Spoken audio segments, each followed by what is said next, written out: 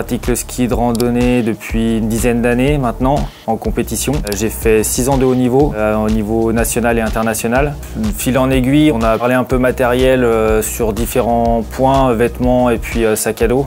Et puis c'est là qu'on a commencé à faire connaissance. Moi, mon rôle, en fait, c'est de travailler sur le design produit et l'identité de marque à travers les produits Millet. C'est-à-dire qu'on n'est pas juste à crayonner derrière l'écran, mais on peut être à la fois sur le terrain, participer à des rencontres avec des utilisateurs, participer aussi au développement du produit avec les ingénieurs, les développeurs, se déplacer dans les usines. Alors la collaboration avec Joris sur le Pyramante Evo, elle a commencé en 2017 par le biais du Pyramante qui a toujours été un peu notre produit iconique en ski alpi. Et le Pyramante Evo, lui, il est vraiment parti de l'expression d'un besoin, alors d'un retour assez cash en fait finalement de Joris sur, bon les gars, au niveau de la boîte à crampons, l'accessibilité, de la sécurité, de la fiabilité d'ouverture, il faut faire quelque chose, puisque l'idée c'est pas forcément de retourner la table, hein, mais plutôt d'être dans une démarche incrémentale d'amélioration continue des produits.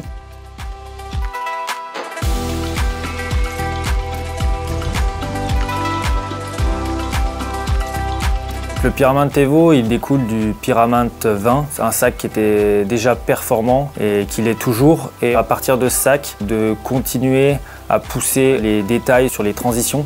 Donc que ce soit sur les portages de ski, sur la poche à crampons, sur l'hydratation, sur la légèreté du sac et un peu la modularité du sac en fonction des différents formats de course. D'avoir plus qu'un seul sac pour faire toutes les courses.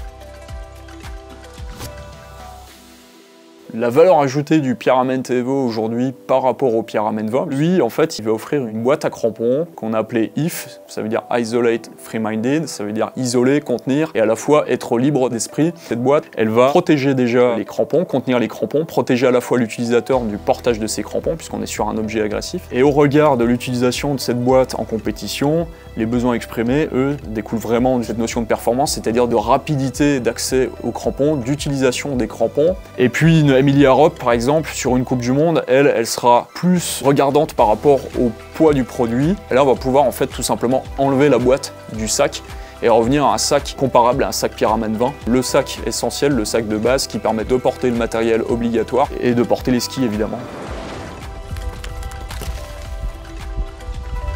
Pour le coup, ce qui est vraiment agréable dans l'équipe du BE, c'est que quand il y a quelque chose qui me dérange ou des choses qui ne fonctionnent pas sur le terrain, j'hésite pas à leur dire que ça soit positif ou négatif, et eux aussi, et du coup on a vraiment une relation terrain et bureau qui est proche et qui permet de faire évoluer les produits rapidement et de manière efficace au quotidien, quoi. Le projet Pyramante Evo, c'est un projet complexe de 2 ans et demi de développement, une trentaine de protos. C'est beaucoup de temps passé aussi à formaliser des dessins, des maquettes, des intentions pour arriver à ce produit Pyramante Evo. Ce que je retiendrai, beaucoup de temps en bas à l'atelier, à faire de la découpe avec des ciseaux, à coller, à agrafer.